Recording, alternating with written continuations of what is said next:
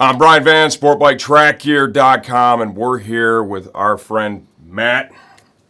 Michigan riders, I got to be careful where I squeeze. Matt was at the racetrack last weekend with STT, doing a little riding at Grattan, and what happened? Came out of 10B, no tire warmers on, made the mistake of ripping too hard on cold tires, and came around 10B, launched into a nice high side at about 100 miles an hour, and my gear did the rest. So never really felt a thing. That was about all she wrote, though. So feeling great today. It's about 3 days later. And as you can see here, I'm just came into STG to pick up some new gear after this wreck this weekend, and Brian's taking care of me here. Well, you guys take good care of us. The folks over at Michigan Riders, great group for sure. We're happy to be partnered up with you guys and work with all the riders. We wanted to take this opportunity to really talk about why we wear the safety gear, at the end of the day, and why choosing the best gear you can within the budget you have to operate with is critical. Bellstar Carbon is what he fell in, and I want you to look at this real close. You've got some really unique damage on your stuff, pal. I'm not going to lie. I've seen a lot of crashes, and I may have thrown a bike or two away in my time. See if you can get this, Steve. There's actually, you can see a little bit of a, I don't know if I want to call it a crack, but in the EPS that lines up with the crack in the helmet shell right here. This is a big, big off. Snell 2010 certified helmet. Concussion, headache. What did you have after the fact? Nothing at all. Absolutely nothing. Got questioned about probably 30 seconds after the wreck what my name was, what my birth date was, what my wife's name was, daughter's name, everything. Answered everything flawlessly. Walked back, put some ice on it, and called it a day, basically. Just like that. Yeah. And that's the difference between riders that are wearing good gear and riders that are wearing less than good gear, or riders that don't wear a helmet at all. If you wouldn't have had a helmet on, Dead. that was a street crash, you were on a cruiser or a sport bike with no helmet here in Michigan, Yep. done. No Yeah, we questions wouldn't be asked. here talking about it. Yep. You wouldn't be giving me some more of your money today. Right. That would not be happening. So, number one, helmet. Look for quality, right? If you can afford current, brand new quality, you can do that. Here at STG, we've always got awesome closeout deals and top level stuff. And I'm guessing that's where this came from. Exactly where it came from. I paid, I think, $360 for it last year. $360 to save my life. You can get into some cheaper helmets, but other than that, $360 is a cheap price to pay. For what was a $700 helmet. Exactly. $700 helmet I got for $360 from the guys here at STG. A hospital bill would have been thousands. That just saved my life completely. Saved me thousands from the hospital, everything like that. Yeah, So. without question, Bell makes a top level product. He had on a entry level A-Star suit, Carver suit. Good suit. Yep. Held up for the most part. It was an older suit, but it did rip coming down. I slid for looking like about an eighth of a mile down the track. So it did let go in the left arm where I initially made impact. So you can see some marks here. Other than that, there's not a single other mark on my body. So without that, I probably would be getting skin grafts right now. Oh, absolutely. Yeah. So he replaced that today with an Adams suit, which is a $1,500 suit, understanding that there is that difference. The Carver, good suit, absolutely budget suit, as compared to high-end, which is going to have the ability to protect them better than that. Still possible. Anything's possible, as every wreck is different. Yep. One lesson to really learn from this is going to be in the gloves. Gloves are a really interesting part of your riding gear. It's easy to think like the Handroid is what he was wearing. This is obviously one of our top road racing gauntlet gloves, without doubt. We've got a ton of crash feedback from these, and they've done as well or better than anything else out there. Remember, this is your interface to the motorcycle. Your hands are on the bars all the time. It's also my interface to my job every day, too. Yeah, So exactly. So what's happening is they're wearing all the time.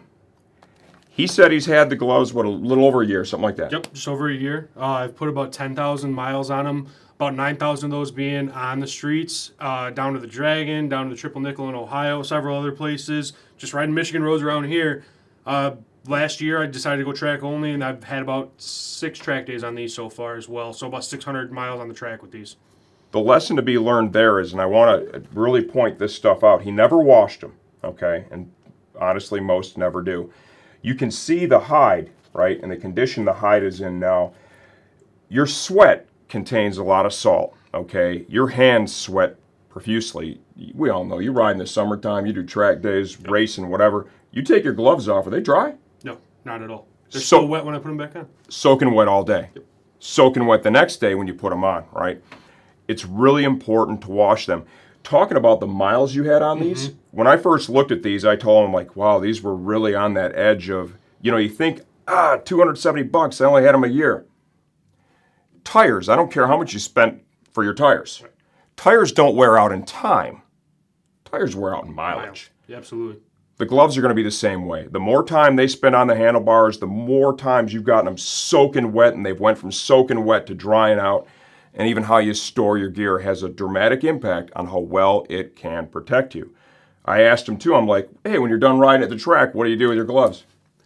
Throw them wherever I can throw them. It's like, yeah, put them in a helmet bag with a helmet, and yeah, they just stay all wet in there. You know what I mean? There's no air circulation.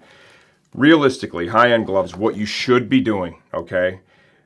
When you're done riding, hang the gloves up. That's what I do. I let them dry out slowly and naturally. The next thing you want to do is wash the gloves, maybe once or twice a season. Get them totally wet. Use a very mild detergent. Make sure you rinse all the detergent out and then let them dry slowly. Maybe a little conditioner on them. And what that can do for you is he does have 2 marks on his hands. And honest to God, I'm not quite sure how you wore through there, but you did. Both gloves, same spot. You look at the damage here. Look at this thumb. He almost went through the exoskeleton, and he wore a hole right there in the kangaroo, and he wore through the outer protective layer too. This is an area where your hands are on the bars, so those gloves, they wear quite a bit in that area naturally. So 10,000 miles of wear there, never being washed. You look at the safety seam these gloves come with there, how it's rolled, right? That is super protective in that area, but the gloves are also constantly flexing there. So just looking at the damage here, which is pretty incredible. You look at the palm slider on this one, a little bit of contact. This glove was just totally tacoed.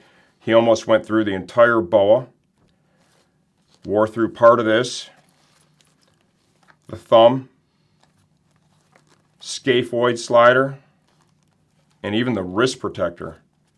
You look at the wear from the asphalt on that. My one comment to him and to anyone out there that's watching this is I'd say these gloves performed at a very high level. Absolutely. That's why I'm replacing with them again. So if they were in newer condition, I think there is a strong possibility you might not even have gotten the abrasions you got. So the lesson is take care of your gloves, and if you know you've got 10,000 miles on them, make those your rain gloves when you're on the track. The surface is a lot less abrasive if you fall. Don't ask me how I know that. Been down a few times in the rain too.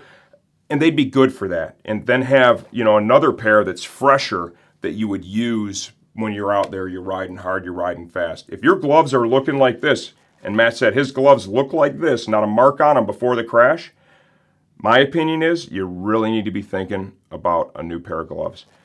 Beyond that, I'm glad that you're here talking to us. I'd like to shake your hand again, but I'm squeezing right on that thing, and that's probably... It's not too bad. Could be a lot worse. Probably not too fun. So wear your gear. Whether you're on the street, you're on the track. All the gear all the time. Absolutely. Yep. Check out Michigan Riders. Matt Lipinoga with Michigan Riders. We're a group of riders on there that it's a good community to ask questions. We've got a bunch of different services on there. We've been working with STG for a year now, sending everybody this way. No problem, man. We appreciate your business. Yep, absolutely. Once again. All right, not shaking hands yet. Not yet. Not till that heals. Next week. Not till that heals. I'm Brian Van, sportbiketrackgear.com.